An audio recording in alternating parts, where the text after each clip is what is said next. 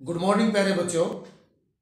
शारीरिक शिक्षा के सामाजिक पक्ष की श्रृंखला में आज हम जिस विषय को लेकर के आए हैं वो है ऐसी कौन कौन सी संस्थाएं हैं जो व्यक्ति के अंदर सामाजिक गुणों का विकास करती हैं या व्यक्ति को समाजीकरण का पाठ पढ़ाती हैं, या ये कह सकते हैं कि सामाजिक मूल्यों के विकास में कौन कौन सी संस्थाएं अपना कार्य करती हैं। ऐसी बहुत सी संस्थाएं होती हैं जो व्यक्ति के सामाजिक मूल्यों का विकास करती हैं और उनके अंदर जो सबसे पहली संस्था है वो है परिवार। प्यारे बच्चों, परिवार समाज की सबसे छोटी इकाई होती है, क्योंकि जब बच्चा जन्म लेता है तो उसके आसपास जो परिवार के सदस्य होते हैं वो उसका समाज कहलाता है और परिवार अपने बच्चे के अंदर गुणों का विकास करने में अपनी अहम भूमिका अदा करता है। परिवार ही बच्चे की प्रथम पाठशाला माना जाता है, क्योंकि परिवार में रहकर ही एक बच्चा अच्छे गुणों या जैसा परिवार का माहौल होता है उन गुणों को अपने अंदर निखारता है या उन गुणों को लेकर के आता है। प्यारे बच्चों,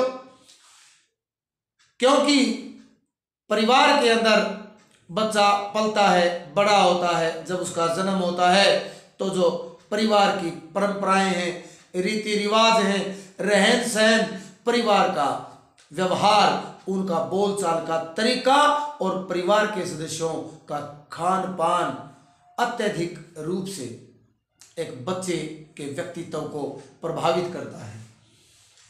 यह एक ऐसी संस्था है जो बच्चे के अंदर गुणों का विकास करती है।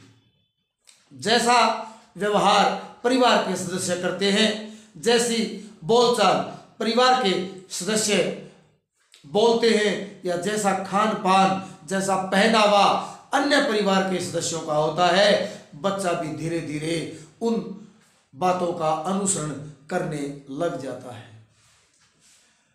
किस प्रकार से?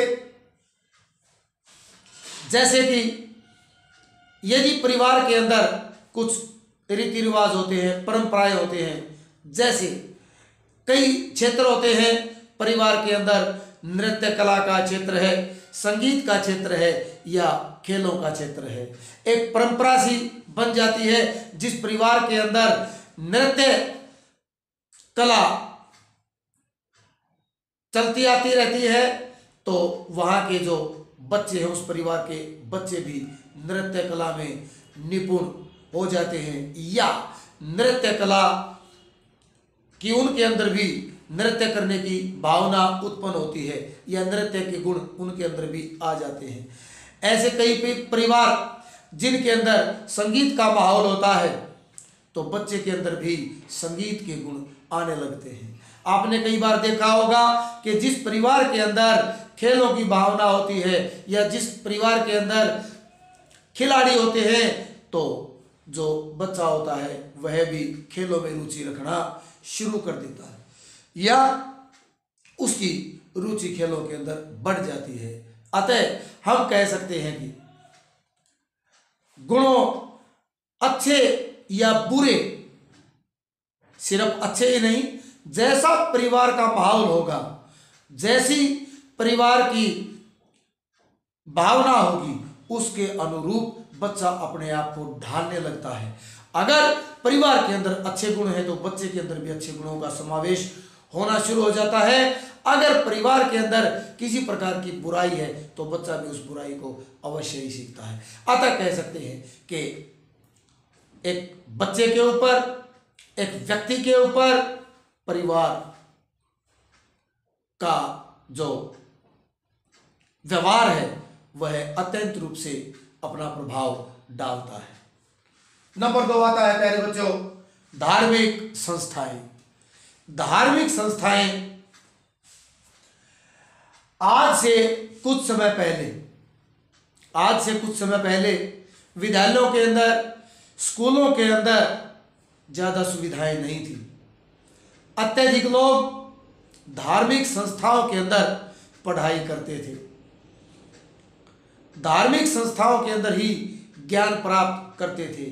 हालांकि धार्मिक संस्थाओं के अंदर जो ज्ञान प्राप्त करते थे या जो विद्या लेते थे वो बहुत आगे तक नहीं बढ़ सकते थे, परंतु धार्मिक संस्थाओं के अंदर महापुरुषों की जब कथाएं सुनाई जाती थी तो उन कथाओं से लोगों के अंदर नैतिक गुणों का विकास होता था, नैतिक गुणों का समावेश होता था। और नैतिक गुण जहाँ पर होते हैं वहाँ पर एक मजबूत समाज की संरचना हो जाती है, एक मजबूत समाज का निर्माण होता है और मजबूत समाज ही मजबूत देश को बनाता है प्यारे बच्चों। तो हम यह कह सकते हैं कि जो धार्मिक संस्थाएं हैं वो भी व्यक्ति के अंदर सामाजिक मूल्यों को बढ़ाने में एक महत्वपूर्ण भूमिका अदा करती हैं। नंबर 3 आता है शैक्षिक संस्थाएं, जहां पर हम विद्या ग्रहण करने के लिए जाते हैं, जहां पर एक बच्चा विद्या ग्रहण करने के लिए जाता है। स्कूल, कॉलेज, विद्यालय, महाविद्यालय, यूनिवर्सिटीज, जहां पर बच्चा पढ़ने के लिए जाता है। जब बच्चा वहां पर पढ़ने के लिए जाता है, शैक्षिक संस्थाओं का जो वातावरण है, वातावरण बच्चे के जो सामाजिक मूल्यों को बढ़ाने में अहम भूमिका अदा करता है। जैसा वातावरण होगा बच्चा भी वैसा ही अनुसरण करता है। विद्यालय के अंदर बच्चा काफी समय तक रहता है, शैक्षिक संस्था के अंदर बच्चा काफी समय तक रहता है और वहां पर जो शिक्षक होते हैं, जो विद्या प्रदान करने वाले होते हैं, जो शिक्षक वृंद होते हैं, उनका व्यवहार, उनकी बोलचाल, उनका पहनावा और उनका चरित्र एक बच्चे के ऊपर गहरी छाप छोड़ता है।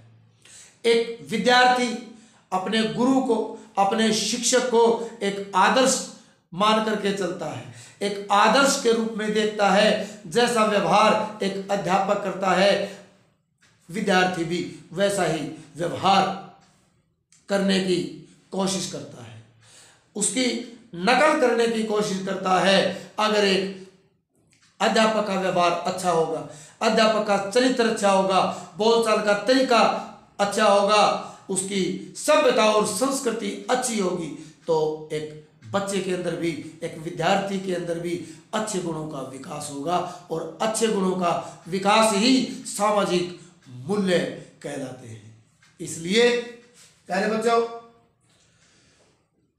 शैक्षिक संस्थाओं के अंदर हमें जो अध्यापक वृंद है उनके द्वारा अपने अधिकार और अपने कर्तव्यों के बारे में भी बताया जाता है। अधिकारों के प्रति जागरूक और कर्तव्यों के प्रति सजग रहना भी सामाजिक मूल्यों के अंदर ही आता है। इसलिए हम कह सकते हैं कि, या ये कहा जा सकता है कि सामाजिक मूल्यों को बढ़ाने के अंदर शैक्षिक संस्थाएं अपनी महत्वपूर्ण भूमिका अदा करती हैं। अर्थात शैक्षिक जो संस्थाएं हैं सामाजिक मूल्यों को विकसित करने में एक अहम भूमिका निभाती हैं। नंबर 4 आता है समुदाय या समूह। बच्चा अपने परिवार से निकल करके एक समुदाय या समूह के अंदर जाता है। जब एक बच्चा परिवार से निकलता है, एक समुदाय के अंदर या एक समूह के अंदर जाता है, तो उसको विभिन्न प्रकार की परंपराएं, रीति रिवाज, भावनाएं, बोलचाल, खान पान, रहन सहन, पहनावा, आदतें, इस प्रकार की चीजों का सामना करना पड़ता है। परिवार का जो माहौल वो अलग, परंतु एक समूह का माहौल वो अनजान होता है एक बच्चे के लिए, एक व्यक्ति के लिए। जब वहां पर कोई बच्चा जाता है एक नए समूह के अंदर या एक नए समुदाय के अंदर, तो जैसा व्यवहार, जैसा पहनावा, खान पान, रीति रिवाज, परंपराएं एक समूह की होती हैं, वही चीजें बच्चे को प्रभावित करने लग जाती हैं और धीरे धीरे व्यक्ति या कोई बच्चा एक समूह के व्यवहार में, उसके रीति रिवाज में, उसकी परंपराओं के अंदर अपने आप को ढालना शुरू कर देता है। जैसे कि आपने देखा होगा कि बंगाल के अंदर बंगाली लोग जो हैं वो फुटबॉल खेलना ज़्यादा पसंद करते हैं और पंजाब के अंदर ज़्यादातर लोग हॉकी खेलना पसंद करते हैं। तो समुदाय एक व्यक्ति के जो सामाजिक मूल्य हैं उनको बढ़ाने में एक अहम भूमिका अदा करते हैं।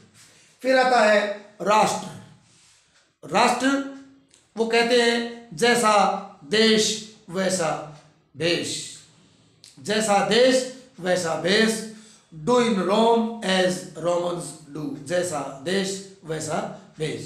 प्यारे बच्चों, हम एक लोकतंत्र और धर्म निरपेक्ष देश के निवासी हैं। हमारे देश के अंदर धर्म निरपेक्षता है। यहाँ पर अनेक धर्मों के लोग रहते हैं, हिंदू, मुस्लिम, सिख, ईसाई।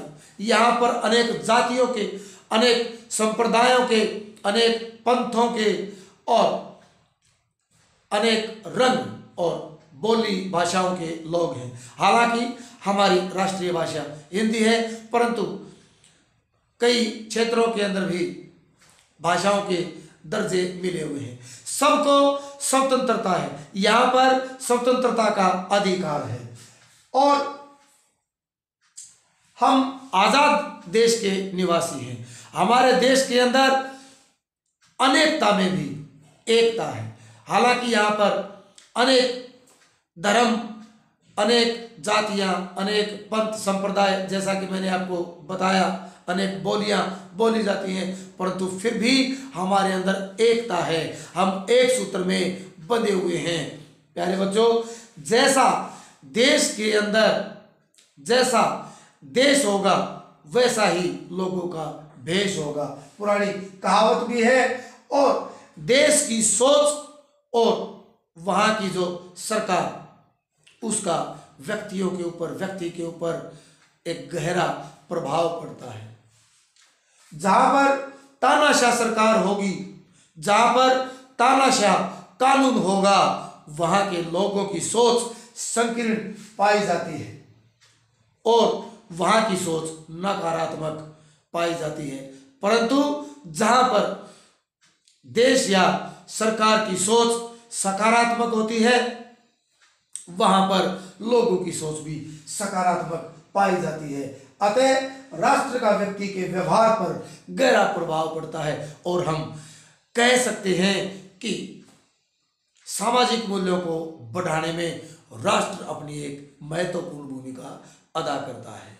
आज हमने जिस टॉपिक पे चर्चा की, सामाजिक मूल्यों को बढ़ाने में कौन कौन सी संस्थाएं अपनी महत्वपूर्ण भूमिका अदा करती है, अगले टॉपिक को लेकर के हम फिर हाजिर होंगे। तब तक के लिए धन्यवाद।